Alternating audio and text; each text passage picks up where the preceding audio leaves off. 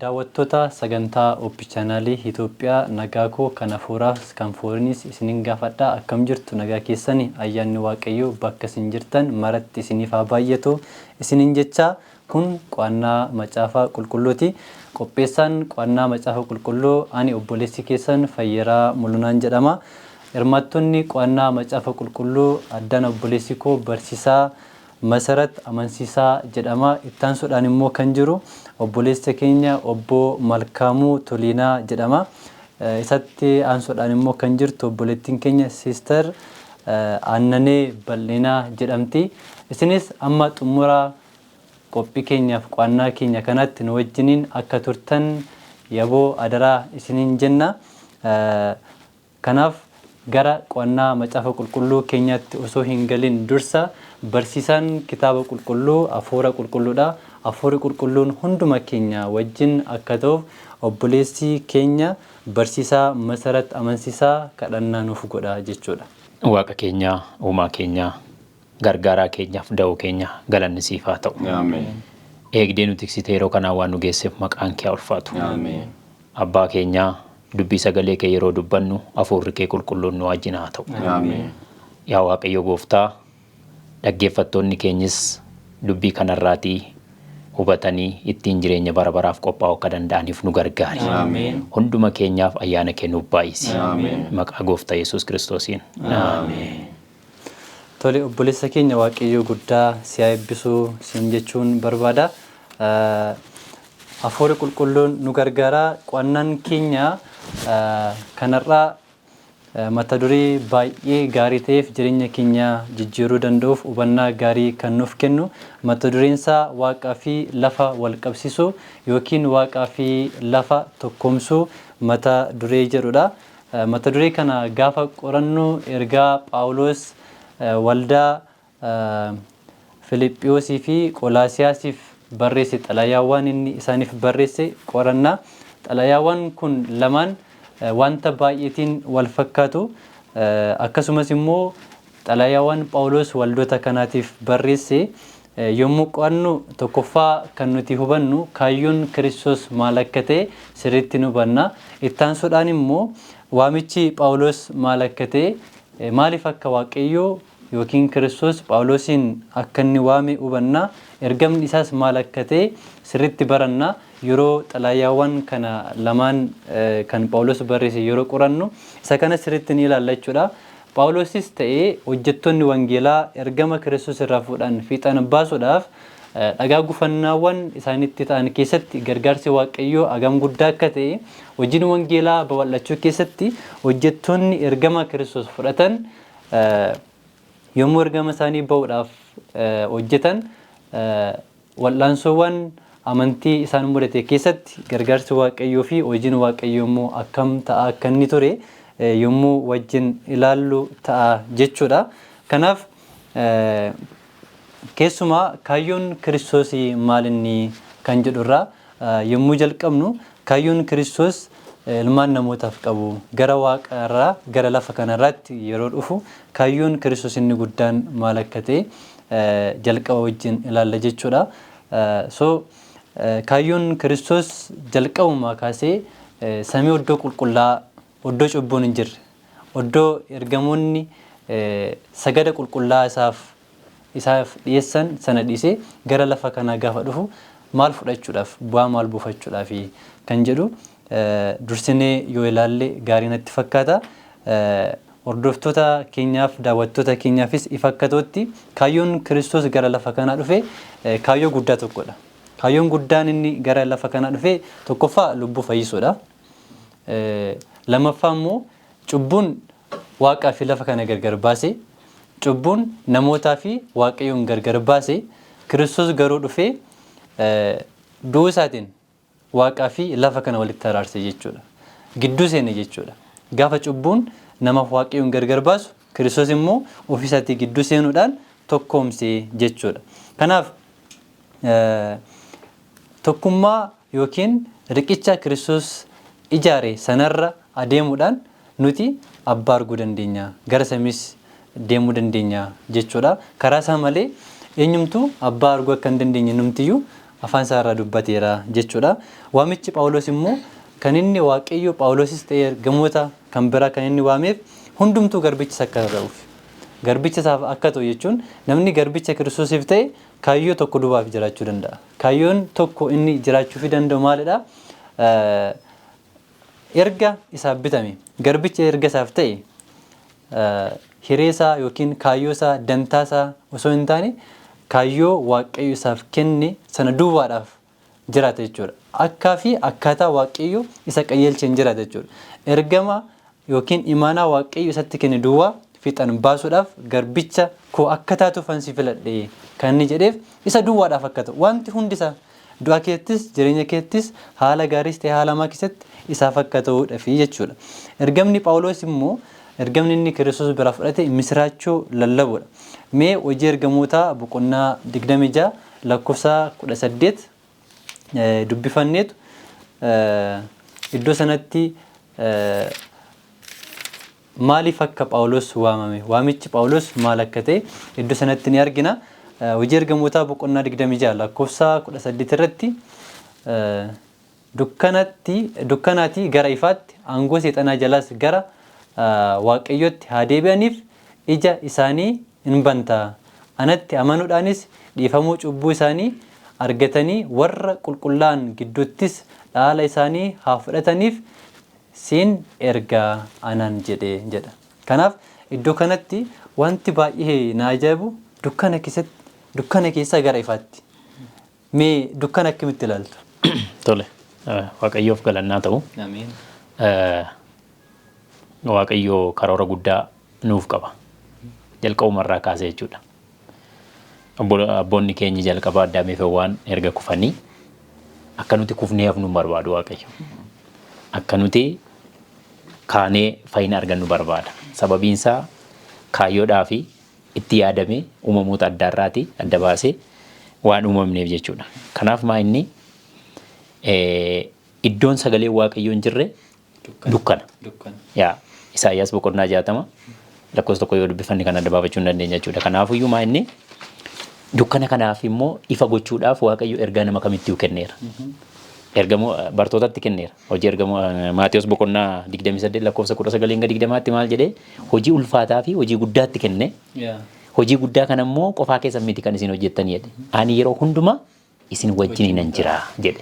Akkuma kana hojii ergamoota boqonnaa 26 lakkoofsa 18 namatti dubbiste Phaawulosiitiin dhaqiitii dukkana keessaa gara ifaatti akkati baastuuf jedhee iddoo biraatti immoo ani si fo'adheera jedhee jechuudha. Kanaafuu iddoo dubbii Waaqayyoo gahuu qabu geessisee waa'een mootummaa Waaqayyoo waa'een karoorri Waaqayyoo akka namootaaf ifuuf karoora Waaqayyoo nuuf qopheessedha jechuudha. Waaqayyo guddaa si eebbisu. Dhuguma dukkana gaafa jedhamu dukkanni bakka itti namni hubachuu hin dandeenye. Homaa arguu kan hin dandeenye. Garatti deemus garatti jalaa baqatus firasaas diinasaas bakka itti hubachuu hin dandeenye jechuudha dukkana jechuun. Kanaaf namni Kiristoos hin qabne namni Waaqayyo jireenya isaa keessaa hin qabne akka nama dukkana keessa jiraatu jechuudha. Kanaaf Phaawulosis ergamoonni Waaqayyoos har'a hojjettoonni wangeelaas namoota Kiristoos hin qabne namoota Waaqayyoon hin qabne kana isa ifa addunyaa kanaa ta'e akka isaan isaanitti mul'isaniif ergamanii jechuudha. Isaan baattuu ibsaati jechuudha. Kanaaf isa kana sirriitti hubachuu qabna. Baay'ee kan isin ajaa'ibu garuu Waaqayyo gaafa nama waamu gaafa nama erguu duwwaa osoo hin taane humna hin kennaaf jabina hin kennaaf. Ergetuma duwwaa hin callisu. Humnas jabinas kenneefit sana booddee akka isaan deeman hojjetan godha. Kana duwwaallee miti. Humnaaf jabina kanammoo Waaqayyo bira argachuudhaaf namnis gahee qaba. Gaheen namni qabu maal inni Waaqayyotti maxxananii jiraachuu. Isa wajjin hariiroo fi cimsachuu. Qajeelfama inni kaayirraa goruu dhiisuu. Gaafa sana mo'ichi kan ijoollee Waaqayyooti jechuudha. Kanaaf bifa kanaatiin jechuudha. Caalatti immoo osuma hojii wangeelaa hojjetanii yeroo baay'ee namoonni baay'een maaliif hin amananii namoonni baay'een bartoota maaf hin ta'anii namoonni baay'een ergamoota maaf hin ta'anii kan jedhu gaaffii ta'uu danda'a. Garuu Kiristoos mataan isaa namni hundumtuu bartuu haa ta'u hin jenne. Waggaa dheeraa waggaa 2-3 biyya lafaa kana keessatti amma turetti inni bartoota 12 duwwaadha miti kan inni filate. Namoota baay'ee isa dhagaa ture. Namoota baay'ee isa beekas. Isaan keessa garuu kan inni filate namoota 12 bartuu akka ta'aniif. Kanaaf hundumtuu bartuu ta'uu hin danda'u. Wangeelli mootummaa waaqayyoos akka lallabamu dubbatameera. Garuu hundumtuu kiristaana ta'uu hin danda'ani. Garuu akka fayyaniif immoo isaanitti himameera jechuudha. Kana bifa kanaatiin sirriitti hubachuun baay'ee barbaachisaadha. Hojii kana yommuu hojjetu immoo Phaawulos jireenya isaa keessatti wantoonni baay'een isa mudachaa turaniiru. Qormaatonni baay'een isa mudachaa turaniiru. Hidhamuun jira, rakkachuun jira. Wantoonni kun baay'ee isa mudachaa turan. Rakkinoota kana yommuu isa mudachaa turan keessatti Phaawulos garuu kaayyoo qaba. Rakkinoonni kaayyoo Phaawulos irra isaan kaachisne. Kaayyoon Phaawulos tokkoffaa sagalee misiraachoo labsu. Yesuus Kiristoos maaliif akka biyya lafaa kanaa dhufee du'ee du'aa ka'ee immoo gara abbaa deemee achis maal akka inni hojjetu namoonni beekanii gara isaatti akka dhufan himuudha. Inni lammaffaan immoo Kiristoos namootaaf du'ee cubburra nu fayyisee achi booda immoo waaqaaf lafa kana tokkummeessuu irratti hojjete jenna. Phaawulos illee kaayyoon isaa waldaaf waldaa tokkummeessuu. Namoonni waaqayyo illee akka isaan tokkummaan gochuu irratti baay'ee akka inni hojjetaa ture. Xalayaawwan inni waldootaaf barreesse ragaa ni bahu jechuudha. Kanaaf haalota inni hojii hojjetaa ture hundumaa keessatti haalonni isaaf haalota gaariin turre. Haalota baay'ee ulfaataa turan jechuudha. Haalota kana keessatti garuu gargaarsi waaqayyoo isa wajjin akka hojjetaa ture. Humni waaqayyoo isaaf akka kennamaa ture sirriitti hubachuun baay'ee barbaachisaadha jechuudha. Kanaaf Phaawulos Filiphos boqonnaa 4 irratti yeroo hundumaa gooftaatti gammadaa gaafa jedhu wanti bira nama gammachiisu jechuudha. Wanti nama gammachiisu kan biraan hin jiru. Wanti nuti itti gammannu gooftaa Yesuus Kiristoos qofa jechuudha. Kanaaf isa duwwaatti gammadaa jedheetu jedha isayyuu ammas irra deebi'een jedha gammadaa jedha. Kanaaf inni mee manadhaa keessa taa'ee dhiphina amma kana keessa taa'ee akkamitti gammaduu danda'e? Fakkeenyaaf ani baay'ee kan na ajaa'ibu Kiristoos muka fannoorra taa'ee otoo dhiigni akka bishaan isa keessaa dhangala'u otoo muka salphina irratti fannifamee osoo jiru osoo gara du'aatti deemaa jiru keessa isaatti baay'ee gammadaa ture. Maaltu isa gammachiise? Osoo muka fannoorra jiru maaltu isa gammachiise? Tokkoof tokkoon dhiiguu isaa keessaan dhiiga isaatiin du'uu isaatiin namoonni baay'een akka fayyaa jiran gaafa argu keessatti garuu gammachuu guddaan isatti dhagahame. Milkaa'insi kana caalu hin jiru. Kanaaf Phaawulosis iddoo kanatti rakkina kana hundumaa keessa taa'ee gooftaatti gammadaa gaafa jedhu rakkinoonni kun hundumtiyyuu inumaayyuu hojii wangeelaa akka hojjennuuf nu jabeessu. Galma isaa beekachuudha. Kaayyoo isaa beekachuudha. Xumura waan hundumaa beekachuudha. Kanaaf nuti har'a biyya lafaa kana keessa gaafa jiraannu wantoonni baay'een amilee kan nu buusan, wantoonni baay'een kan nu rakkisan, kan nu dhiphisan yoo jiraatan illee waaqayyotti ni gammanna jechuudha. Paastariin waldaa Adventistii tokko akka carraa ta'ee bal'isa tokko malee mana sirreessaa seeni. Mana sirreessaa gaafa seenu gaafa jalqaba gara mana sirreessaatti akka seenuu fi of beeku yookiin bakka wanti kun murtaa'uu isaa gaafa argu gadditti dhagahame.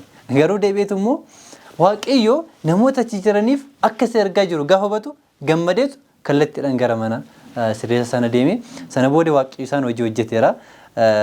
Namoota manadhaa sana keessa jiran oolchuudhaaf akka waaqayyo isa erge of amansiise. Sana booddee inni milkaa'eera warra manadhaa sanatti lallabeera. Misiraachoo kan isaanitti himeera. Isaaniifis wangeelli hin barbaachisa warra manadhaa jiraniif jechuudha. Kanaaf waaqayyo warra ala jiran warra balleessaa hin qabne duwwaa osoo hin taane warra balleessaa qabaniif illee oduun gammachuu kun yookiin sagaleen misiraachoo kun isaaniif illee ni barbaachisa jechuudha. Akkasumas Phaawulosii fi Silaas yakka tokko malee manadhaa galanii keessumaa Phaawulos kutaa manadhaa isa gara keessa jiru keessatti galchee itti gaafataman manadhaa jirma ulfaataa lama gidduutti jabeessee isa hidha jechuudha. Nullee yaa'u hidhamnee hin beeknu yoo ta'e illee hidhaan sun hagam akka ulfaatu tilmaamuun hin danda'amu. Otoo hidhamnee teesti gochuu dandeenya ulfaatina hidhaa sanaa jechuudha. Kanaaf bal'isa tokko maleedha garuu wanti baay'ee na ajaa'ibe immoo Phaawulos akka hidhamaatti rakkachuun isaa karoorri waaqayyoo jireenya isaatiif qabu akka inni argu isa hubachiiseera. Rakkinni jechuudha. Argitanii karoora waaqayyoo namaaf qabu dirree jireenya dirree yookiin karaa dirree duwwaa irratti miti kan mul'atu karoora waaqayyoo jechuudha. Rakkina keessatti illee karoora waaqayyoo jireenya namaatiif qabu hubachuun hin danda'ama jechuudha. Kanaaf jireenya yeroo ulfaataa dabarse kana keessatti Phaawulos haalli keessa dabarse nuyi barumsa guddaa ta'a. Har'a nutis jireenya keenya keessatti kiristaanummaa keenyaaf jennee wantoonni baay'een kan nu dhiphisan, kan nu rakkisan, kan nu qaban, dhagaa gufannaa milkaa'insa keenyaa kan ta'an hedduun isaanii jiru. Garuu kana keessatti karoorri waaqayyo nuuf qabu maal akka ta'e hubachuun hin danda'ama jechuudha. Kanaaf Phaawulos mana hidhaa keessatti yeroo ture xalayoota barreesse. Xalayoonni inni barreessuun xalayoota mana hidhaa jedhamanii moggaafamanii turan jechuudha. Efesoon boqonnaa 3 lakkoofsa 1 yoo dubbisne xalayaawwan mana hidhaa keessatti barreeffaman jedhanii moggaafaman jechuudha xalayoonni suni. Kanaaf isa kana yommuu ilaallu waaqayyo karaa garaagaraatiin Phaawulositti fayyadamee Phaawulos xalayaa isaatiin rakkina waldaa keessaa akka inni hiiku, tokkummaa waldaa akka inni cimsu, namootni waldaa tokko keessatti biyya tokko keessatti xiqqoollee yoo ta'an akka isaan jabaatan, seexanni garuu Phaawulos hidhamee warri kaan akka isaan bittiman hojii wangeelaa akka inni hafu gochuudhaaf inni garuu seexanaaf hin milkoofne Phaawulosiif garuu milkaa'eera jechuudha. Phaawulos mana hidhaa keessa taa'ee yeroo hundumaa dhaadannoon isaa eessattiyyuu haalli kamiyyuu akka isaan daangessine dubbachaa ture jechuudha. Kanaaf Phaawulos hojii waaqayyoo hojjechuudhaaf waaqayyo yeroo isa waamu innis nama qophaa'aa ture. Hojii waaqayyoo hojjechuudhaaf nama haala kam keessatti hojjechuudhaaf nama of kennu, nama murtoo dhugaa fi duubatti hin deebine nama qabu akka ta'e sirriitti ni hubanna jechuudha. Caalatti iyyuu immoo hojjettoota waaqayyoo leenjisaa ture. Akkasumas wanti inni hojjechaa ture xalayoota kana yoo xiqqaate kakuu haaraa keessatti xalayoota 5 ol barreesseera. Akkasumas xalayoota kana immoo yeroo inni barreessu bakki inni itti barreesse, haalli inni itti barreesse fakkeenyaaf mana hidhaa warra Roomaa keessatti gaafa hidhamu hojjettoota mootummaatti wangeela fa'aa lallabaa ture. Akkasumas maasaraa mootummaa keessatti hidhamee waanta jiruuf isaan sirriitti wangeela barsiisaa ture malee as keessa yooman ba'a. Mana kana keessa yooman baadhee abdachaa hin turre. Akkasumas immoo maaliifan otoo hojii waaqayyoo hojjedhu mana iddoo akkasii kana keessa maaliifan dhufee jedhee hin yaadne garuu waa tokko tilmaamuu dandeenya. Osoo Phaawulos mana hidhaa keessa dhiisee bakkee biraa ta'e caalaatti hojii kana hojjetaa laata jennee tilmaamuu dandeenya. Garuu waaqayyo caala hin beeknu. Waaqayyo iddoo itti hojiinsaa caalatti milkaa'u ni beeka. Miti kanaaf haalli kamiyyuu isa daangessuu akka hin dandeenye ni beekna. Caalatti immoo Qorontos lammaffaa Qorontos boqonnaa 4 lakkoofsa 7:12 gaafa laallu Phaawulos sansalataan akka inni hidhamedha. Jalqaba jirma muka lama gidduutti hidhamee jenne miti caalatti rakkisuudha miti mana hidhaa keessaa gara keessatti keessa immoo muka lamaan gidduutti nama hidhuun caalatti namni sun akka jiruufi garuu seexanni argitanii nama keessan fayyadamee akka itti nama dhibbisu. Asitti immoo Phaawulos sansalata keessatti akka inni hidhamee kaasa. Hirtuun kuni mee obboleessi keenya barsiisaa Masarat hirtuu kana nu dubbisuudhaan seenaa iddoo sana jiru bifa gabaabaan nu ibsita. Waaqayyoof galannaa ta'u. Ammarree irra deebinee waaqayyoon hin galateeffannaa. Barumsi keenya egaa kan inni nu yaadachiisu qo'annaan keenyi dhimma Phaawulos irraa seenaa Phaawulos irraa hojii inni hojjete irraa wanti nuti barannu nuu kaa'a jechuudha. Seenaa kana beeknee dhiisuu qofa otoo hin taane sanarraa waa baay'ee hubanna. Nu kiristaanonni bara kanaa maal beekuu qabna kan jedhudha. Phaawulositti ergaan kennameera. Waaqayyo gaafa Phaawulosiin filatu kana naa hojjettaa jedhee itti kenneera. Hojii ergamoota boqonnaa 26 lakkoofsa 16 gaafa dubbisnu hojjetaa koo taataa si filadheera. Akkasumas waan argite immoo himii. Waan ati argitu immoo anatu sitti agarsiisa jedhee jechuudha Waaqayyo. Akkuma bartootaatiin hanga dhuma baraatti bakka kamittiyyuu si wajjinan jedhee waadaa galee fi akkuma kana Phaawulosiinis maal jedhee hojii sittan kennaa hojjetaa koo taataa waan hojjettu immoo anatu sitti agarsiisa jedheen. Kanaaf Phaawulos hojii eenyu hojjechuu bahee jechuudha? Hojii Waaqayyoo hojjechuudhaaf kan inni bahee jechuudha. Hojii Waaqayyoo hojjechuudhaaf yeroo inni bahu kana gaa rakkina tokko malee gufuu tokko malee hojii kana hin hojjeta jennee yaadnu. Hojii waaqayyoo gaafa hojii waaqayyoo hojjechuuf ka'an kana seexannis hojii isaan hojjeta jechuudha. Gufuu kaa'a, danqaa kaa'a.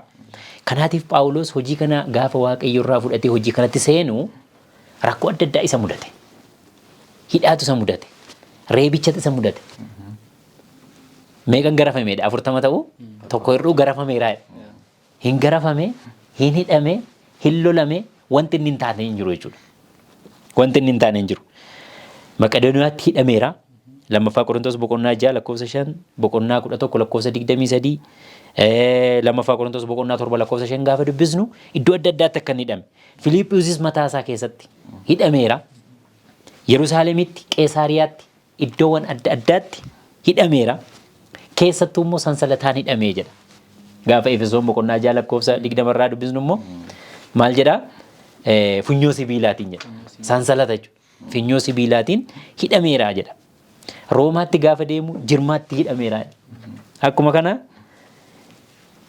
loltuu keessaa loltuu isa cimaatti illee akka inni hidhame kaasaa seenaa bal'aa gaafa ilaallu jechuudha waa'ee Phaawulos. Loltuu keessaa loltuu isa baay'ee cimaa manuma hidhaa keessatti jiru manuma hidhaa keessatti iyyuu immoo jirmatti hidhamuura darbee loltuu cimaa warra Roomaa keessatti waliin walitti akka inni hidhamu akka inni olii gadi socho'uu hin dandeenye jechaadha. Mootummaa eegantu isa eega. Isa eegaa jechuudha. Gara nama 9,000 kan ta'an. Akkasi. Kana hundumaatti isa mudate egaa. Tarreessinee fixuu hin dandeenyu. Waan inni ta'e jechuudha. Kana hundumaa maaliif? Hojii waaqayyo isatti mul'ise hojjechuudhaaf waan inni ba'eef seexanni kallattii adda addaatiin hojii kana gufachiisuudhaaf kan inni qopheessedha jechuudha. Kana hundumaa keessatti maaltu isa dhaabeme? Phaawulosi. Hamma kana rakkina hamma kana isatti dhufu kana hundumaa keessatti kan isa dhaabe akkuma jalqaba ilaalle amantii isaa fi abdiidha. Kana qabaachuu isaati kan isa dhaabe jechuudha. Kan hundumaa keessatti jabaateetu dhaabbate. Hin isa gargaare jechuudha waaqayyo. Akkuma amma jenne mee lammaffaa Qorontos boqonnaa 4 lammaffaa Qorontos boqonnaa 4 lakkoofsa 7 kaasne yoo dubbisne maal jedha? Ammas nuyi jedha warri wanti gati jabeessa akkasii fudhanne kun jedha akka qodaa supheeti. Kana eeguudhaaf humna gararraa kan keenya otoo hin ta'in kan waaqayyooti jedha. Ameen. Waaqayyoof galannaa ta'u. Ameen. Ammas nuyi warri wanta gati jabeessa akkasii fudhanne. Miini kun mi'a gati jabeessa. Miini Phaawulos ofitti fudhate kun mi'a gati jabeessa ta'uu isaati. Fakkeenyaaf bartootaaftiin gati jabeessatti kenneera. Maatiyos boqonnaa 28 lakkoofsa 19 hanga 20 dubbisne egaa dhaqaa jedhame tire dhaqaa saba hundumaa barsiisaa jedhe cuuphaa jedhe bartoota kotaa isaa jedhe sanaan booda'u ani immoo hamma dhuma baraatti isin wajjiniin jira guyyaa hundumaa qophaan humni isne jechuudha nu ergee akkuma kana Phaawulosiin dhaqii sittan agarsiisaa jedhe nuyinis nuun jedheera ergaa nutti kennamee jira. Ergaan ergamoota sadanii mul'ata Yohaannis boqonnaan 14 har'a addunyaa kanarratti akka nuti labsinuuf nutti kennameera jechuudha. Yeroo hundumaa si wajjinan jira nuun jedhee bartootaaf akkuma waadaa gale nuufis waadaa galeera jechuudha. Kun mi'a gati jabeessa kennaan kun. Kennaa guddaadha jechuudha. Kanaafiyyuu mi'a gati jabeessadha. Mi'a gati jabeessa kun immoo erga fudhannee akka nu egaa warri fudhanne kun akka qodaa supheetedha. Kana eeguudhaaf immoo humni gararraa kan keenya otoo hin ta'in humni kana gaggeessu humna waaqayyootu ta'uusaa nutti agarsiisa jechuudha. Karaa hundumaa rakkinni jira. Garuu maalidha? Garuu hin gatamnudha. Karaa hundumaa irra rakkannaa garuu badduu hin baanu. Waan goonuu wallaallaa garuu abdiin kutannu. In ari'atamna garuu hin gatamnu. Lafaan dhaamna garuu achumatti hin hafnu. Yesuus jiraataa ta'uun isaa dhagni keenya jiraachuu isaatiin akka mul'atuuf yeroo hundumaa milikkita du'aatti geeffamuu Yesuus dhagna keenyatti baanneen adeemna. Jireenyi Yesuus foon keenya isa du'u keessaan akka mul'atuuf biyya lafaarra otoo jirru sababii Yesuusiif jennee gaafa hundumaa du'atti dabarfamnee hin kennamna. Nuun jedhaa jechuudha. Egaa kennaatu nutti kenname jenneerra. Kennaan kun kennaa gatii jabeessa ta'uu isaati. Kan ammoo kan eegu humna waaqayyoo olaanaadha. Lammaffaa Qorontos boqonnaa 4 lakkoofsa 10 irratti maal jedhaa? Nu keessaan foonuma isa du'u kana keessaan Yesuus jiraataa ta'uusa maal goona hin mul'isnaa jedha. Kana hundumaa goonaa jechuudha. Kun immoo fakkeenya gooftaa keenya Yesuus Kiristoos. Abbaa isaa mul'isuudhaaf yeroo biyya lafaarra ture ergaa abbaa isaa kana mul'isuudhaaf waan ta'uu qabu hundumaa maal godhe in ta'e jechuudha. Dhumarratti gonfoo abdachiifame sana maal godhe in argate. Kanaafuu nus fakkeenya isaa kana hordofna jechuudha. Dhiphinni kun hundinuu Yesuus jiraataa ta'uu isaa mul'isuuf malee dogoggora biraan waan qabaateef miti Phaawulos kan inni isatti dhufe. Rakkina hundumaa argee rakkina hidhamuu, reebamuu, maal ta'uu hundumaa argee rakkina kana hundumaa maal gochuudhaaf gooftaa keenya Yesuus Kiristoos mul'isuudhaaf kana hundumaa ofiitti akka inni fudhatedha kan arginu jechuudha.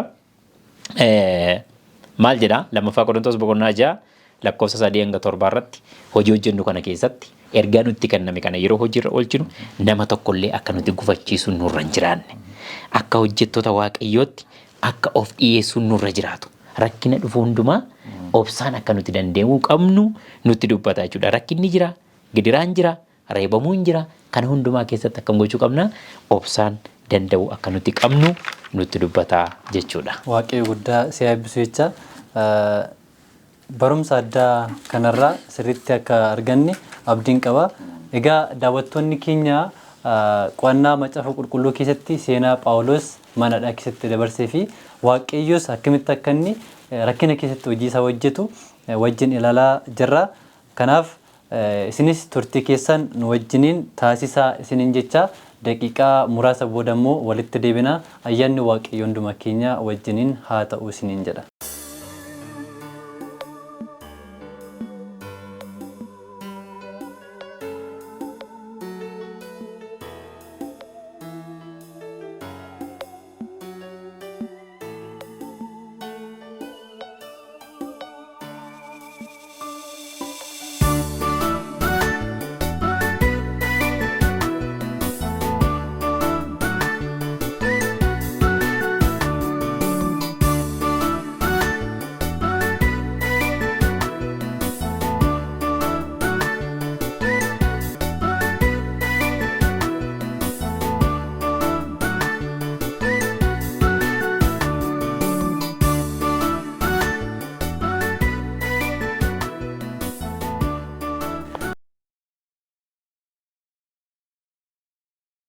Tole daawwattoonni keenya walitti deebineerra egaa seenaa Phaawulos manadhaa keessatti dabarsee fi xalayaawwan inni barreesse keessatti Yesuus Kiristoos hojii akkamii akka inni hojjechaa ture wajjin ilaalaa jirra.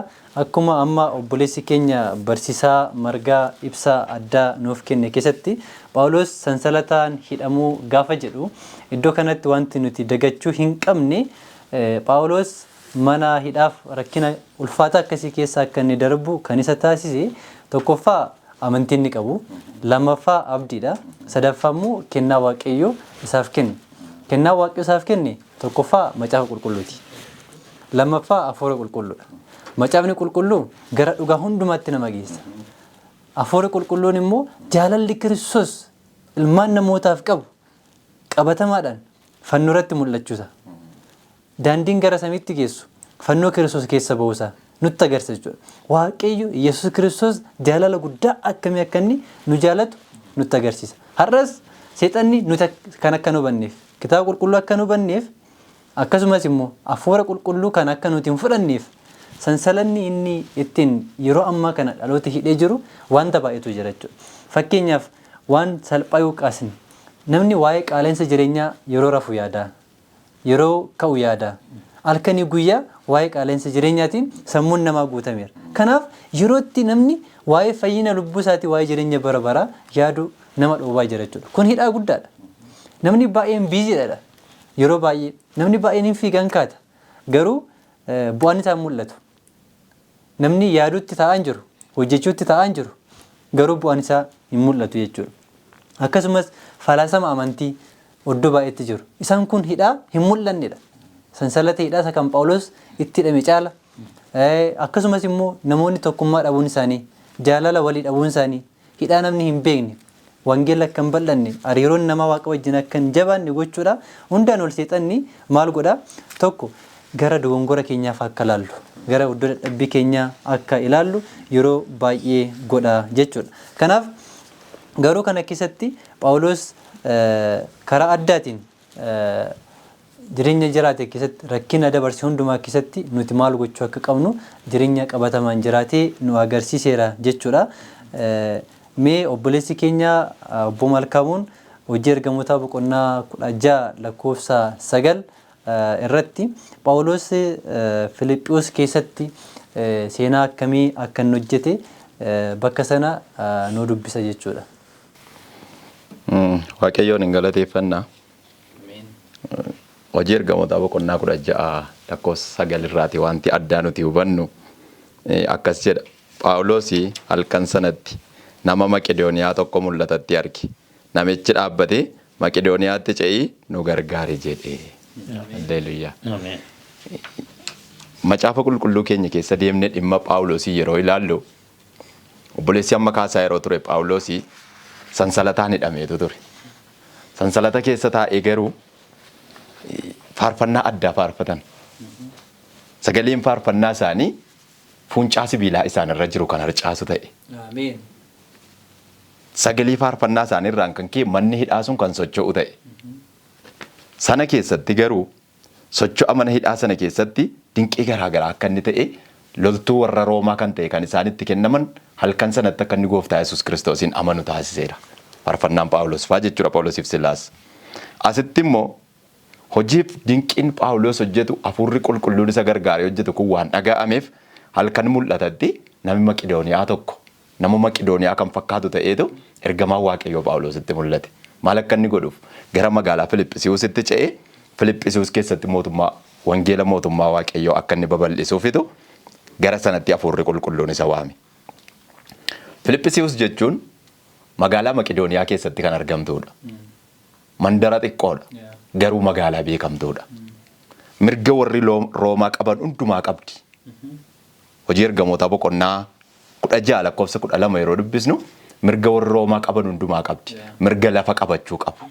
Mirga baay'ee qabu. Akka Phaawulos gara sanatti achi ce'ee lallabuuf garuu halkan tokko hafuurri qulqulluun Phaawulositti mul'ate. Filiphisius magaalota mootummaa Roomaa keessatti kabaja kan qabdu. Kabaja guddaa kan argattus akka isheen taate macaafni qulqulluun keenya kan inni dubbatudha. Phaawulos magaalaa sana dhaqe. Magaalaa sana keessatti Phaawulos waan tokko dubbate achi geenye erga takka bubbulleetiin boodaa jedha.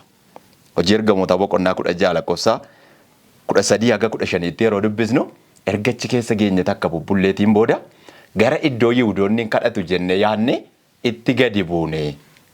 Gaafa achi gadi buunu garuu maal argine? Dubartii tokko argineedha. Dubartiin isaan argan kuni dubartii uffata yookiin huccuu gurgurtu akka isheen taate. Macaafa kana bira geenyeetu dubbifanna akkas jedha. Achi immoo mandara Filiphisius geenye isheen kutaa biyya Maqedooniyaa keessaa mandara beekamtuu tokko turte. Qabiyyee warra Roomaatis nuyi mandara kana keessaa takka bubbullee guyyaa sanbataatti immoo mandaricha keessaa baane gara qarqara lagaa iddoo itti Yihuudoonni kadhataaf walitti in qabamu seenne dhaqne. Teenyes dubartoota achitti walitti qabamanitti dubbanne. Dubartiin uffata calaqqisaa gati jabeessa gurgurtu mandara tiyaatiraa kan dhufte amantii warra Yihuudootaas kan fudhatte tokko achi turte. Maqaan ishees Liidiyaa jedhama. Gooftaan gurra qalbii ishee banee fi waan tureef isheen waan Phaawulos dubbate dhimmitee dhaggeeffatte. Gooftaan maal waan godheef? Gurra qalbii isheeti waan isheedhaaf baneef. Wanta Phaawulos dubbatu maal goote? Dhimmitee dhaggeeffatte. Dubbii Phaawulosiin dubbii samaa irraa citee isaaf kenname waan ta'eef. Dubbiin Phaawulos dubbatu dubbii hafuurri qulqulluun isa geggeessaa jiru waan ta'eefitu dhimmitee isa dhaggeeffatte. Isa dhaggeeffachuu ishee qofaa miti. Wanta inni dubbatetti amante. Qalbiidhaan dhaggeeffatte. Wanta inni dubbatetti amante. Ofii ishee qofaa miti. Namoonni mana ishee keessa jiraatanii fi isheedhaaf kan hojjetanis dubbii sagalee Waaqayyoo in amananii jedha. Hojii hojjette. Macaafa qulqulluu keenya keessa yeroo ilaallu dubartiin kun itti amantee dhiifte qofaa miti. Akkasiin maal godhaniif isaan giddisiisteedha. Gara mana isheetii keessa akka isaan buufataniif, akka isaan ishee wajjin tutturaniif isaan giddisiifte nutis mana ishee keessa buufanneedha. Maqaan Waaqayyoo haa eebbifamu. Kana irratti macaafni qulqulluun keenya kan inni kaasu hojiin Phaawulos akka amma dura obboleessi keenya dubbataa ture mana hidhaa keessatti akka hin daangeffamnedha. Yookiis hidhamuun hojii hafuura qulqulluu isaaf kenname kanarraa isa hin daangessine. Reebichi 41 yeroo 3 reebamedha. Kun hafuura qulqulluu isaaf kennametu abdii isaaf kennee isa dandeessise. Kanaaf har'a maal gochuu qabna?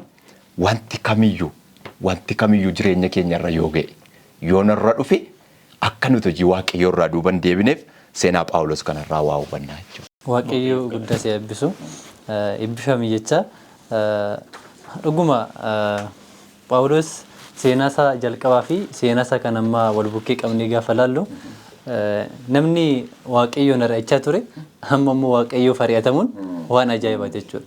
Kanaaf otoo carraa akkasii qabaanne baay'ee natti tola. Osoo akkuma Phaawulos rakkina amma kana arge osoo wangeelaaf jennee rakkina amma kana argine anaaf gammachuu guddaadha dhugaa dubbachuuf taanaani. Kanaaf rakkina keessatti gaafa Waaqayyoof hojjennu eebba Waaqayyoo dhimma fayyina lubbuu namootaaf qopheesse keessaa hirmaattoota taane jechuudha. Kanaaf Phaawulos seenaa ajaa'ibaa fi guddaa hojjete. Isaaf baay'ee isa dinqisiifannaa. Hundumaan walitti immoo Phaawulosii fi Silaas mana hidhaa keessa yommuu turan hoogganaan mana hidhaa kiristaanaa akka ta'u godhanii turanii miseensonni mana isaa hundinuu kiristaanaa akka ta'an godhanii turanii. Kana keessatti garuu Waaqayyo karaa adda ta'eetiin akka isaan gargaaraa turedha jechuudha. Kanaaf Waaqayyo garuu gidiraa keenyatti fayyadamee misiraachuudhaan garaa namootaa akka inni tuqu iddoo kanatti illee hubachuun baay'ee barbaachisaadha. Itti aansuudhaan immoo amma waldaa Filiphos keessatti Yesuus Kiristoos Phaawulositti fayyadamee hojiin hojjete ilaalleerra.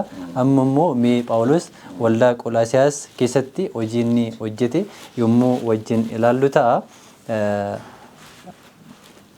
Filemoon boqonnaa 1 lakkoofsa 15 haga 16 kan jiru obboleettiin keenya heertuu kana nu dubbisuudhaan mee Phaawulos Qolaasiyaas keessatti hojii wangeelaa inni hojjechaa turee fi akkasumas haala iddoo sana keessatti isa mudate haala ittiin Qolaasiyaasis oduu misiraachuu kana ittiin dhagaan karaa kam akka isaan dhagaan immoo fudhatanii immoo fudhannee kan jedhu obboleettiin keenya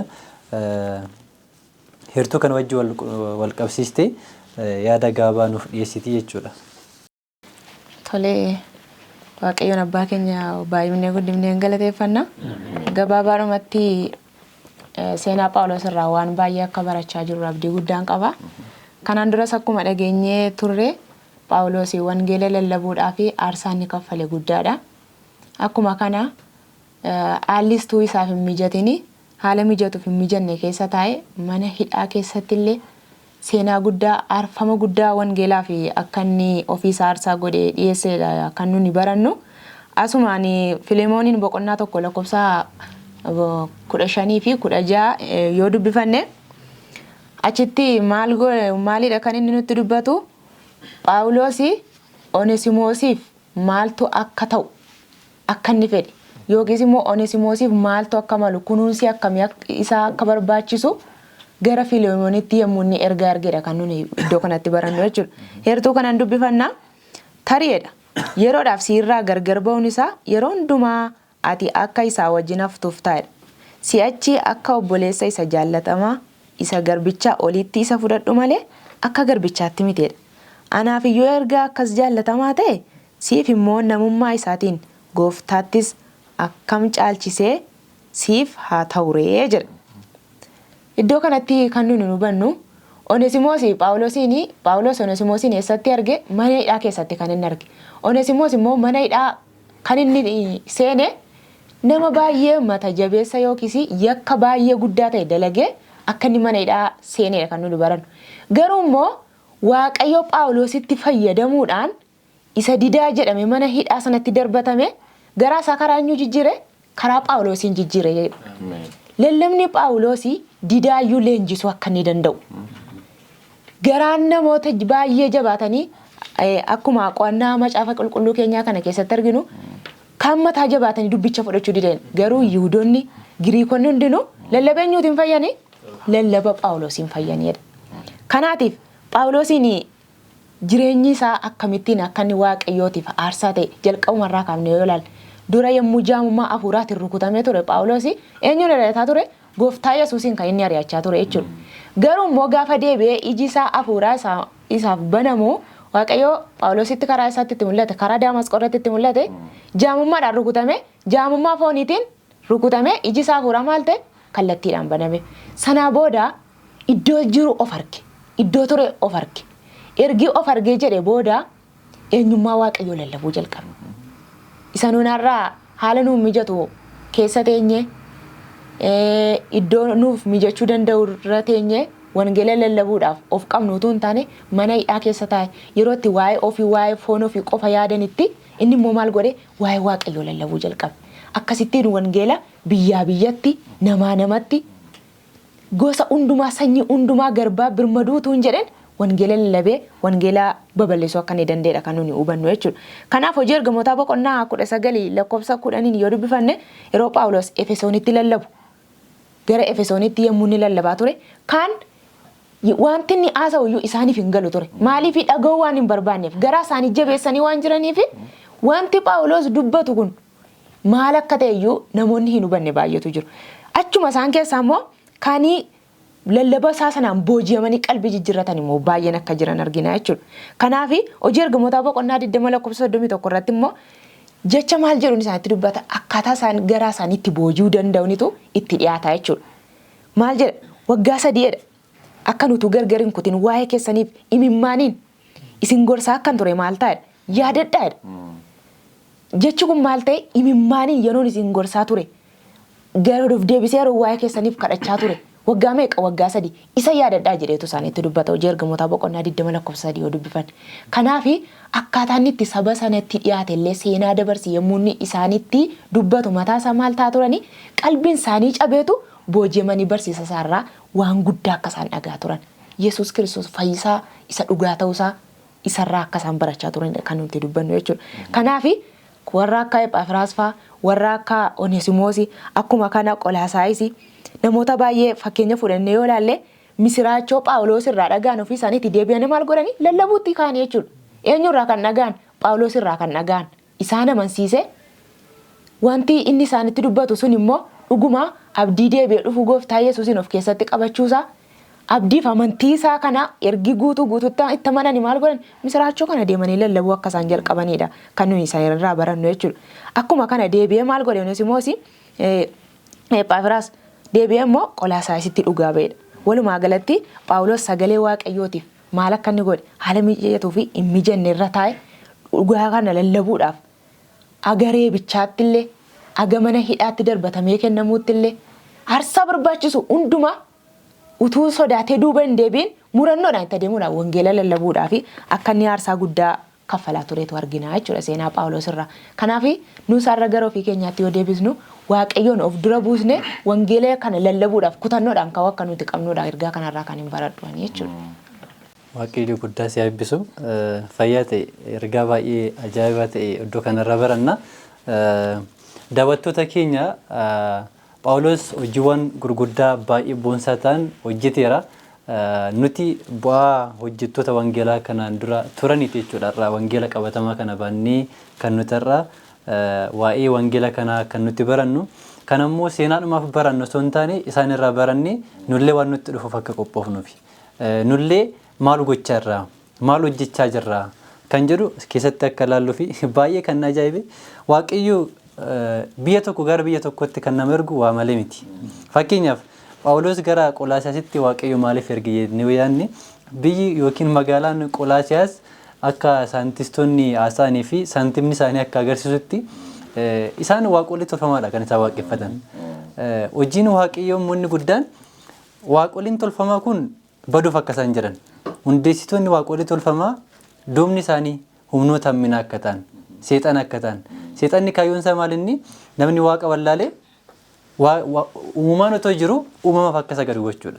Maal gochuudhaan sammuu namaa wosh jechuun sammuu namaa burjaajessuudhaan wal fakkisuun sobaa fi dhugaa waliin makuudhaan wallaalchisuudhaan waaqa dhugaa wallaalchisuudhaan namni waaqa tolfamaaf akka sagadu gochuudha.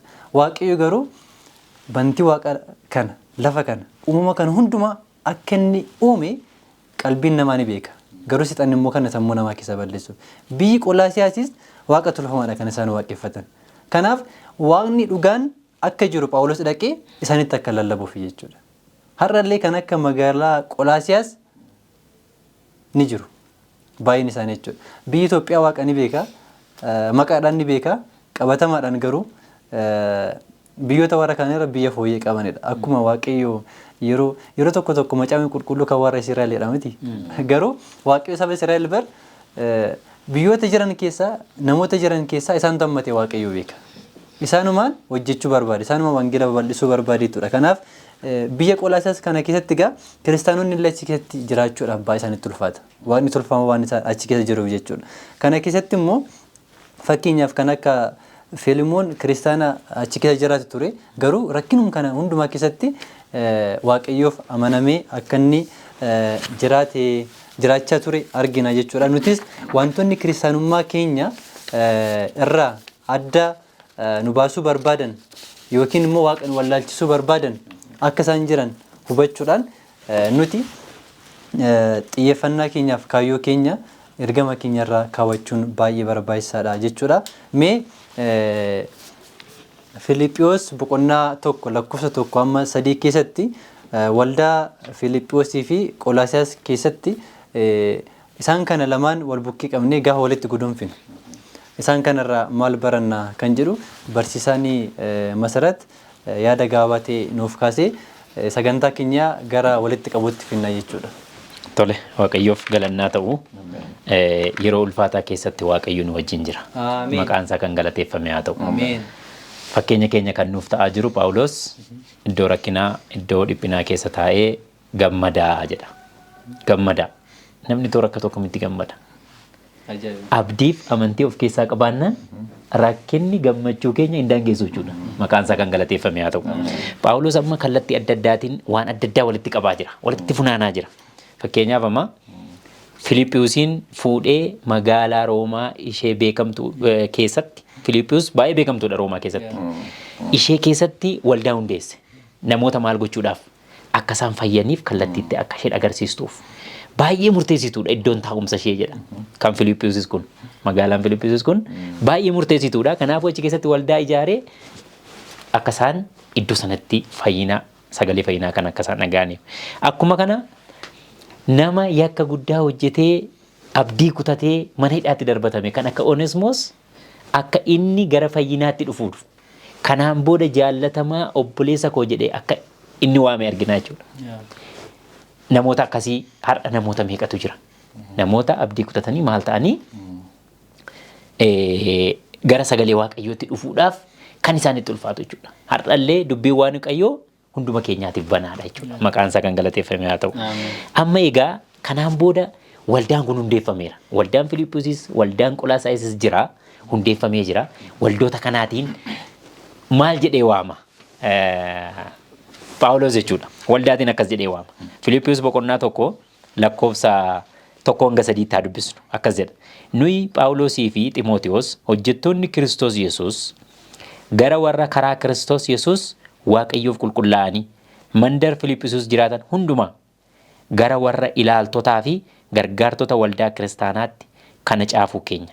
Waaqayyo abbaan keenya, gooftaan keenya Yesuus Kiristoos ayyaana nagaas isiniif haa kennu jedha. Ani Phaawulos yeroon isin yaadadhu hundumaatti Waaqayyo koo nan galateeffadhaa jedha. Egaa Phaawulos maal jedha iddoo kanatti saba Waaqayyoo kanaatiif warra xalayaa kana barreessuufiif qulqulloota jedhee yeroo inni waamu warra qulqullaa'an warra karaa Kiristoos Yesuus Waaqayyoof qulqullaa'an jedhee waama. Maal jechuudha kun? Kan amma dubbiin ijoon keenya jechaadha. Qulqulloota yookaan warra qulqullaa'an jedhee gaafa waamu namoonni kun namoota warra amananii warra cuubamanidha. Adda ba'aniiru. Addummaan isaanii kan inni ittiin beekamu cuubamuu isaaniitiin. Kanaaf cuubamuun isaanii kun egaa Waaqayyoof waan adda ba'aniif qulqullaa'ota jedheeti isaa waamaa jechuudha. Akkuma kakuu moofaa keessatti dhagna qaban baay'ee murteessaa ta'e Israa'el keessatti jechuudha. Israa'el keessatti Israa'elummaatti gaafa dabalamu qomoon kamiyyuu dhagna qabateeti Israa'el ta'a jechuudha. Akkuma kana yoo cuuphame maal ta'e jechuudha gooftaa keenya Yesuus Kiristoositti amaneera. Kan Yesuus Kiristoositti amane kun immoo qulqullaa kan inni ta'e nutti dubbata jechuudha. Milikkita jechuudha. Milikkita qaba. Milikkita ittiin warra hin amanneerraa ittiin adda ba'u jechuudha. Milikkitadha. Kanaafuu Waaqayyo har'as ijoolleen isaa qulqulloota akka isaan ta'an barbaada. Warri isatti amanne, warri cuuphamne qulqulloota taanee akka nuti jabaannee dhaabbannu barbaada. Maqaan isaa kan galateeffame haa ta'u. Warroonni isatti amanan erga cuuphamanii booda maal ta'u jechuudha?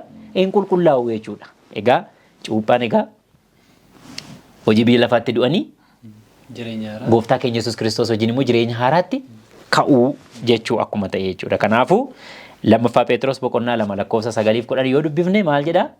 Isin maalidha? Qomoo qulqullaa'aadha, luboota mana mootummaati.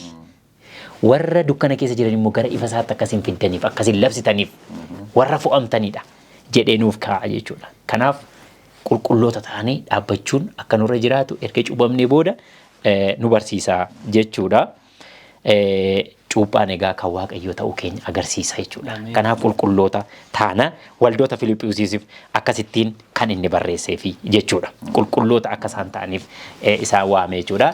Mee kan warra Qolaasaayis immoo ilaallu. Qolaasaayisiif immoo waan jedhee barreesse qaba. Qolaasaayis boqonnaa 1:2 Qolaasaayis boqonnaa 1:2 akkas jedha. Kanaan obboloota Kiristoositti amananii Waaqayyoof qulqullaa'anii mandara Qolaasaayis jiraataniif nagaa koonan dhiyeessaa. Waaqayyo abbaan keenya ayyaana nagaas isiniif haa kennu jedha. Filiphisiis keessatti ilaaltoota gargaartota jedheera. Qolaasaayis keessatti immoo amanamoota jedha. Warroonni kun maalidha? Warroota waldaa Waaqayyoo keessa jiranidha.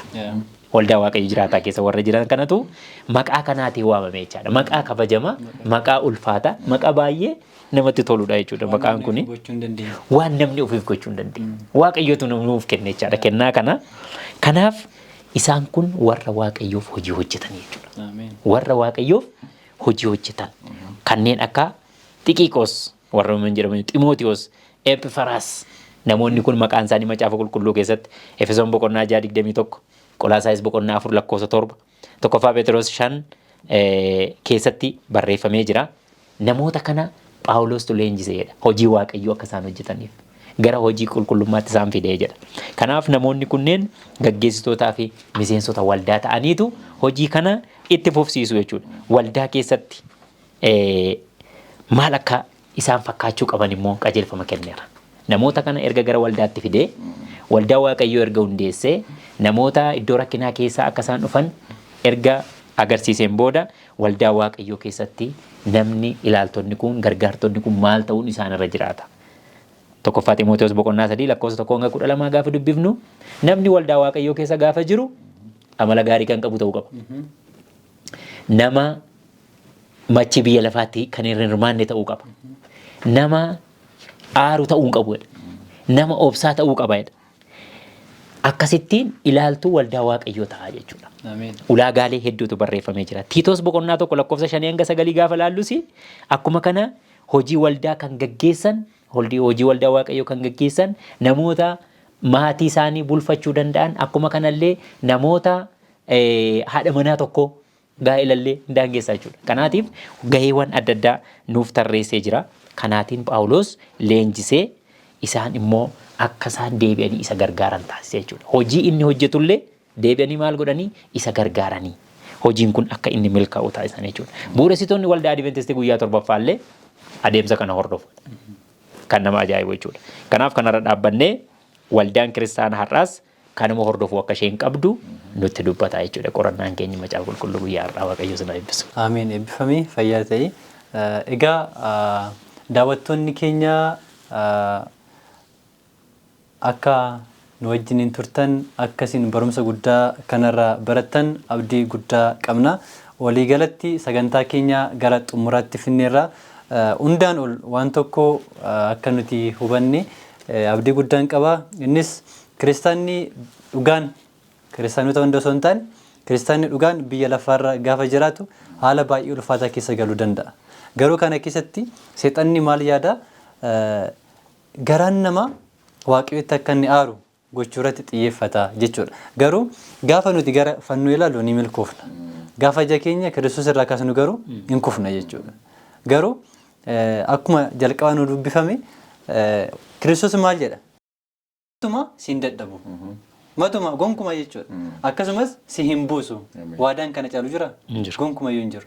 Akkasumas Phaawulosiifis ta'ee hojjettootaaf Maatewos boqonnaa 28 lakkoofsa 19 irratti egaa dhaqaa maqaa Abbaa Ilmaa kan Hafuura Qulqulluutti isaan cuuphuudhaan saba hundumaa bartoota koo godhaa. Waan ani isin abboome kanas eeguu isaan barsiisa. Ani immoo amma dhuma baraatti guyyaa hundumaa isin wajjin hin ta'a. Jecha ishee xumuraa kana. Amma dhuma baraatti guyyaa hundumaa. Dhuma baraa jechuun lafti kun guyyaa xumuramtu qabdi. Kanaaf amma lafti kun xumuramtutti guyyaa hundumaa isin wajjin hin ta'a kan jedhe kun abdii keenya isa guddaadha jechuudha. Kanaaf Kiristoos har'allee nu fayyisuudhaaf, nu qulqulleessuudhaaf, gara caalaatti guutuu ta'etti nu fiduudhaaf hojii guddaa nuuf hojjeteera. Kanaaf waamicha Kiristoos nuuf dhiyeesse kana fudhachuun immoo gahee keenyadha jechuudha. Kanaaf walumaa galatti rakkinoota hundumaa keessatti ulfinni Waaqayyoo akka inni mul'atu ni argina. Waaqayyoo wanta hangammatti nu wajjin turtaniif sagantaa kanas nu wajjin wanta hirmaattaniif guddaa isin eebbisu jecha aga torban walitti deebinutti ayyaanni Waaqayyoo hunduma keessa nu wajjin haa ta'u galatoomaa isiniin jedha. Kadhannaa xumuraa obboleettii keenya wajjiniin kadhanneetu sagantaa keenya walitti qabna. Bara baraan samaarra kan jiraattu Waaqa abboota keenyaa isa baay'ee gaarummaa kee arjummaa kee tola kee hundumaaf maqaa kee eebbifnaa bara baraan si haa galatu. Jiraannee guyyaa irraa kana geenye akkasi galateeffannuuf carraa waan nu laatteef bara baraan eebbifame. Ammallee barumsa keenya keessatti qo'annaa keenya macaafa qulqulluu yommuu barannu yommuu barsiifnus geggeessaa Hafuura Qulqulluutiin nu wajjin taatee nu wajjin hojii kee waan hojjettee maqaan kee eebbifamu. Ammallee kanaaf irratti yaa Waaqayyo yeroo hundumaa dammaqnee yeroo hundumaa yaa Waaqayyo lubbuu qalbii jijjiirrachiisuu akka dandeenyutti ayyaana kee nuuf baay'isi. Isa amma yoonaatti nu gargaarte ulfaadhu baraaf yeroo qabnu hundumaatti darbii nu geggeessi maqaa Yesuusiin.